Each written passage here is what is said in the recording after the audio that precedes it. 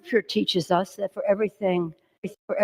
now we must move boldly into the future, grounded by the principles that have propelled us this far and open to fresh possibilities for the future. Scripture teaches us that for everything there is a season, a time for every purpose under heaven. My friends, no matter what title you all, my colleagues, have bestowed upon me, speaker, leader, whip, there is no greater official honor for me than to stand on this floor and to speak for the people of San Francisco. This I will continue to do as a member of the House, speaking for the people of San Francisco, serving the great state of California, and defending our Constitution. And with great confidence in our caucus, I will not seek re-election to Democratic leadership in the next Congress. For me, the hour's come for a new generation to lead the Democratic caucus that I so deeply respect. And I'm grateful that so many are ready and willing to shoulder this awesome responsibility. There's so many jokes in there. Look, I'm avoiding the obvious. I don't make fun of people who have lisps for whatever the reason. I am a child. When I hear the word duty, I think Peter Griffin, and in my heart of hearts, I go, duty. When I hear caucus, yes, I'm a child, people. I have, but that's not the purpose of any of this. I think we can bring this down. I don't really think we need to see that again. That's not the purpose of this intro. Nancy Pelosi, after 29 years of, she's either been speaker, she could not have been speaker for 29 years of whatever position she had, will not seek re-election. She has great faith in the caucus. Yeah. And she's quoting scripture. I mean, this is, okay, that's the part that pissed me off. Okay, the 29 years, I mean, I don't know how long people can remain in politics. I understand the arguments for and against term limits. If someone's doing a good job and their electorate wants to re-elect them over and over again to continue doing a good job, 29 years lining her pockets, getting ahead of ourselves. Term limits puts a limit on democracy to some extent. Term limits also ensure that people don't go into politics as a business and that they go into it as a public service. I had asked the question, how much has her wealth increased over her 29 years in office? How much has her wealth increased? I mean, they're worth, what, $220 million? Maybe it came from family money that had nothing to do with her time in politics. Serving the public, whether it's through politics, through advocacy, through charitable work, people who do that should not make a career in the sense that one does not choose to do that to become multimillionaires. It should not be a career that one gets filthy rich from serving the people.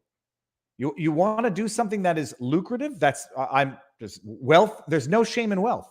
And with great wealth comes great responsibility. But it's not meant to be a career, and it's certainly not meant to make people rich. Serving the people in politics is not a civic duty, but it's a civic privilege, honor. One is not meant to get rich doing it. So I understand the arguments for and against, but my goodness, quoting scripture, Nancy Pelosi, Madam, abortion on demand and without apology. Now we must move boldly. Is quoting scripture Into the future, boldly, grounded by the principles that have propelled us this far and open to fresh possibilities for the future.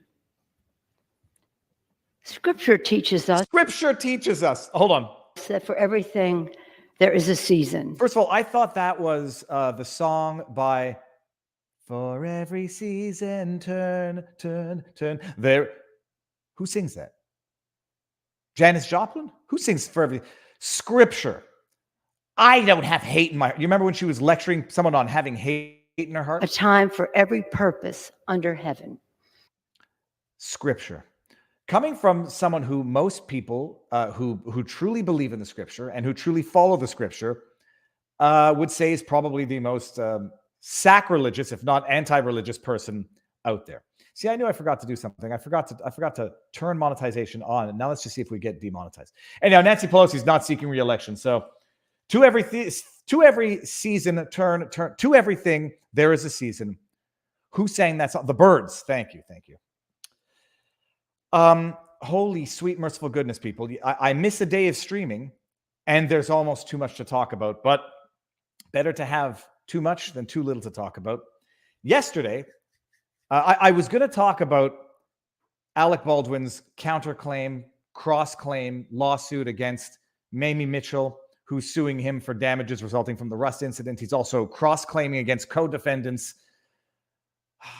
David Hall, Hannah Gutierrez-Reed, and the third person who I always forget. I was going to talk about it, but yesterday I did an interview with Megyn Kelly, which is going to air next week, where we talked about all of it in thorough detail. So if and when there's news next week, I'll cover it. I want to save the punch and the information in that interview for the release of that interview with Megyn Kelly next week. So stay tuned. That's what I did yesterday. Did a radio interview as well with Richard Surrett from 690 or 960 Talk Saga in Ontario, talking about Justin Trudeau. But my goodness, things have developed since Wednesday. Now let me just see something. I'm going to go to my links and make sure. What do we have on the menu? Oathkeeper trial. Rhodes is coming to an end today. And for anybody who's been following it, I have not been following it in thorough detail. I've been following Julie Kelly, been following Robert Gavea, who have been putting out great information on that. It's another Emergencies Act inquiry type thing. We all know what's coming out of that trial. But I'm going to bring some stuff to light that some people might not be aware of, because above and beyond whether or not this was another Whitmer setup of the Oathkeepers, when you now have disclosed information that leaked to the media, or that the media leaked to the public, to the anger and rage of the prosecution, revealing that there were FBI informants embedded with the Oathkeepers for a long time before, foiling their seditious conspiracy, while the FBI simultaneously says we had no advance warning of violence that would occur that day, despite the fact that there were plans on the internet from some people who, as to what they wanted to do, while at the same time Capitol Police were understaffed due to COVID, while the Capitol Police Board were neglecting or refusing to call in the National Guard. There's a word for that, and it sounds a lot like schmet up or get up. It's a setup. A setup in the sense that let's allow something to happen so that we can weaponize it afterwards. We'll get there. Elon Musk is causing people to melt down. Addition by subtraction, people, is one of the greatest equations on earth. Oh, by the way, if everyone can tweet the link out at Elon Musk for this streaming, maybe he'll watch. Not that I have anything like amazingly insightful to say. It's just, it's amazing seeing the reaction at Twitter from what some people are calling a toxic work environment. Elon Musk tweeting, sending an email to the team saying, "We're going to go hardcore, people. Work hard. And if you're not ready to work hard, let us know. Click yes if you're ready, no if you're not." Toxic work environments. You mean we're going to have to work 40 hours a week? We might have to bring our own lunch. At first, charity is unexpected.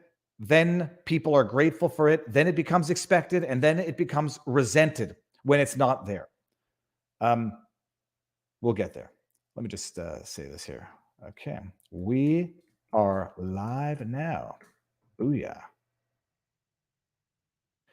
Going to talk about that. Going to go over the convoy stuff. We're going to have the senior litigator from the Democracy Fund, who is currently making representations before the commission that is carrying on still in Canada. We're going to talk about that and some cartoon stuff, et cetera, et cetera. But okay, everything is good. Everything is in order. We are live on the Rumbles. Booyakasha. Hold on. Why I was late, by the way? I was late for two reasons. One, I got a prank call from someone in Canada, and I thought it might have been a police department because it ended in PD, and it said Montreal PD or something like that. And I answered it, and it were a couple of kids pranking. And I told them they need to work on their pranking skills because it was obvious from the beginning it was a prank. And I had to make sure that the stream had that little box in YouTube that clicked saying this stream and this video contains a paid promotion, because it does. Not just any paid promotion, people, a good quality product that I have currently running in the other room that I use. I spoke with the team to make sure that this product is good quality, scientifically justified, so that when I come out here and put my face to a sponsored product, I feel comfortable with it, and it's something that I would or do use myself. Not like, well, I use Bitcoin, but not Bitcoin, not FTX, no, not being a paid ambassador to a fraud of a product. EnviroCleanse air filtration system. For anybody who doesn't know that you might need to purify your air, clean the air in your house. If you don't know it, you'll find out, hopefully not the hard way. For those who do know, filters cost money. They're not cheap. And if you're going to spend the money on it, get a good one. We had one in Canada. It was a piece of junk. It basically had nothing but a little filter in the front, filtered out the dust, and that was good. EnviroCleanse filters have a HEPA filter on the front end, and they have a patented technology on the filtration side where once the particles go through the big HEPA filter, bacteria, odors, chemicals get neutralized by the patented filtration system in the product. Used by the Department of Defense. I can't give more details than that because I don't have more details than that. Used by the Department of Defense. It is in over 300,000 classrooms across America. And I would love to get it into 300,000 classrooms across Canada if we have that many. Probably don't have that many. So that in Canada, to get proper air circulation and air quality, children are not forced to open the windows during winter, because that's what they were forced to do. If you can believe it, during COVID. The government couldn't spend money on proper air filtration, air circulation in schools. So they were opening windows in winter during COVID to get air circulation. It's an amazing product and it works. And if you go to ekpure.com, Echo Kilo Pure.com, promo code Viva, you'll get 10% off the unit and a free air quality monitor. It's an expensive unit. They're all, within a certain price range. Get a good one and get the good one if you're going to do it. Rumble's gone. No, it's not gone. Rumble is done. And the air quality monitor will let you know that it's working. Okay, Rumble's good. It'll let you know that's working. There is financing options for it. 0% financing for those who qualify. I don't know the details about that, but that's it. ekpure.com. Thank you very much also for having the courage to sponsor the hinged, fringed minority with unacceptable views. And you know what? To start off today's show, let's start with Canadian Pravda, the Canadian Joseph Goebbels. Everybody, people think you can't make analogies to certain analogies to certain periods in history. It is a known fact that governments have propaganda arms. Whether it's Nazi Germany with Joseph Goebbels, whether it's communist Russia with Pravda, whether it's America with Operation Mockingbird and the New York Times, the government uses media for propaganda purposes. And Canada is not only no different, but arguably exponentially worse. Arguably exponentially worse. I have, actually, let me back this up for a second. I have since been corrected by Rachel Gilmore, and I take the corrections to absolute heart. At one point, I said, CBC, Canadian Broadcasting Corporation or Company, the CBC and Radio-Canada are Canada's two federally funded news organizations. Federally funded. They get like $1.2 billion a year from the federal government to operate. They get a $1.2 billion from the government to operate. The steel man of that argument is it's a federal government. It's either federal liberal or federal conservative. So it's a federal program, comes from the government, regardless of whether or not the government is liberal versus conservative. Except for a lot of conservatives have said defund the CBC because taxpayers should not be subsidizing media to begin with, and certainly not a media that does not reflect the interests of at least 20% of the population that is compelled to subsidize their activities. So all that politics aside, Canada has a state-funded media in the CBC and Radio-Canada. They're supposed to be independent. Good luck trying to bite the hand that feeds you. Trudeau in 2018 offered a $600 million bailout for Canadian media. My misunderstanding, which has since been corrected, and this is why I listen to everybody, even people I consider to be state-funded propagandists. I said, okay, I thought that the bailout applied to all media, when in reality, that particular $600 million bailout in 2018 only applied to printed media. So some digital media did not get any of that $600 million bailout. So it would be technically incorrect to refer to them as subsidized from that bailout if digital media companies, and that they did not get the money. Let me back up. Let's rephrase that. Digital companies that did not get any of that $600 million bailout should not be umbrellaed with the media, the print media that did. So the $600 million bailout went to print, I don't know, National Post, Gazette, whatever, but not to digital. Correction duly noted. I've talked a lot about the degree to which government corrupts through direct and indirect subsidizing of the media. The $600 million was one, but noted, corrected, it does not apply to digital. What does apply to digital? The $100 million that the government promised by way of COVID ads, government ads, reimbursement, tax credits, whatever. There are other direct and indirect ways through which Canadian media is partially and to some extent, mostly, if not entirely, subsidized by the government. Theomoudakis is a political satirist. He's a political cartoonist in Canada. There's good political cartoonists, some who win awards, some who are insightful throughout history. And then there are others who are such boot-licking, butt-kissing, brown-nosing propagandists. It's not only that it's not funny, it's actually scary.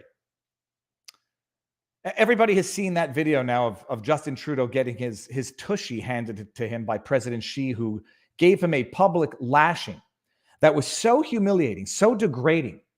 It almost looked like it left Justin Trudeau either having pooped his pants, hashtag poopy pants Trudeau, or he hobbled off in shame and disgrace, which he did.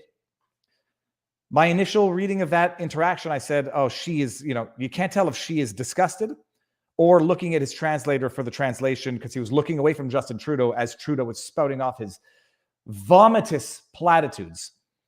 I was since corrected on that as well, in that apparently President Xi speaks very, very good English and understands English to the point where he was responding to Trudeau before the translator even translated the English. I am now then reverting to my initial body language analysis. Xi was thoroughly disgusted by Justin Trudeau. So disgusted, he had to look away as though Justin Trudeau physically smelt bad. Justin Trudeau hobbles off. That's what happened. Maybe we have to go see the video after this. This is how. Hold on. Do we bother? Let's watch the video, because you got to see like what actually happened versus how people saw it. Give me 2 seconds to pull up the video, because it's worth watching again. It's so over the top, humiliating. And I understand the one screen, two films, yada yada. There's also one screen, two films, because somebody is a liar. Somebody is a bald-faced, pathological, delusional liar. And in this case, that's going to be Theomoudakis. No, that's not it. I know I talked about it the other day. No, that's not him. Here we go. President Xi. Let's just watch this. No, present here. Let's watch the original, and then we'll read the comic.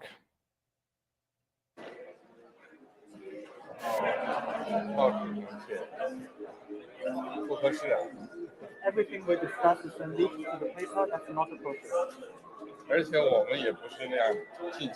Not appropriate. That's not how the way the conversation was conducted.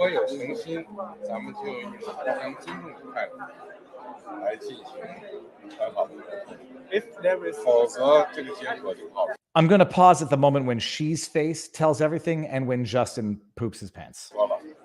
if there is Canada, we sincerity believe on in your part, free and open and frank dialogue, and it is There.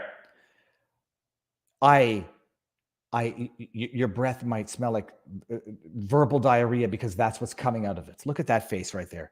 You're actually going to do this to me, Justin. We'll continue to have. And watch the hands. To work constructively together, but there will be things we will disagree on. And we will have Cut the shit, Justin. Is that like a parent to a child who thinks they're getting away with a lie? Yeah. Let's create the conditions first. Someone said, oh, why would he shake his hand if he were so thoroughly disgusted? Shaking the hand means nothing at the end of that. That's what happened. And let's see how Theomudakis, Canadian political satirist who works for the Toronto Star. Let's see how he saw it. For goodness sake, I'm gonna have to go down here. I can't find it now. Here we go. This is how Theomudakis saw it. China yelling at Justin Trudeau, sitting there, patient, sleeves rolled up because he's a man of the people. It's the Obama sleeve roll. China getting madder. China blasting off into space. About time we annoyed the hell out of China.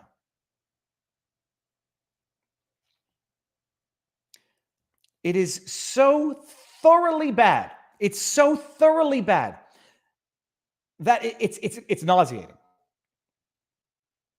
It's delusional, and that's supposed to be the level of political satire, political commentary.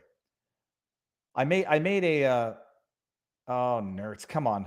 I made my own version of it. I think I might start this thing where I just take Theomudakis' comics and then make my own actually insightful or maybe partially funny version. This is my version. Gets chewed up. I think I'll go beat up some protesters. I'll feel better after I beat up some protesters, because the reality is when people get that humiliated, they do need someone to lash out at. It's like bullies don't like being bullied, and when a bully is bullied, the bully needs to go find someone weaker than them that they can take out their frustration on. Oh, mamacita. But it's so bad. It's so bad. It's the left can't meme, period. That's it. And I say that there's some other stuff where I don't make those political distinctions. The left has great difficulty meming. It has great difficulty with insightful humor, because to have insightful humor, you have to have a certain degree of humility. You can't take yourself too seriously. And you have to be able to poke fun at yourself. And you have to have accurate insights in life. I got blocked by Theomudakis, by the way. Just of course, a man can build his life off making political satire cartoons against Donald Trump. Can't deal with a little needling on the interwebs, because I, did say that is Joseph Goebbels level Justin Trudeau propaganda. Viva, it would be awesome to see you go to a Trump rally. It's just like a trucker rally, only no corrupted officials. I'd be game for sure. Absolutely. The only reason Justin is tolerated is because he's backed by the WEF. Oh, all right. So that's it. That's the light stuff of the day. Let me just go to Rumble and see what's going on here. Nature lovers in the house. Booyah. Trudeau deserved it. This is from Bass X. He'd have been better off testify at the emergency. Oh, he'd have been better off testify at the emergency. We'd need elections. Not that they'll change anything. Yeah, we'll see that. So the Emergency Commission, we're going to get the latest updates when the Democracy Fund comes on. Next week is the last week. All right. Now, do we go over to Rumble right now? Let's go over to Rumble right now, so that there won't be any interruption when we go through the next series of stories. Elon Musk, Twitter meltdown, and what I'm calling work or walk. Hashtag work or walk. And it seems like a lot of employees at Twitter are choosing the walk as opposed to the work. Okay, link is there. Here is the link. Here it is also pinned. Boom shakalaka. And let's talk about this. And this is not to make fun of anybody who's walking out. The internet will do that for others. This is to talk about. Okay, we're going to wind up on Rumble, end up on Rumble, closing up on Rumble right now in 3, 2, 1.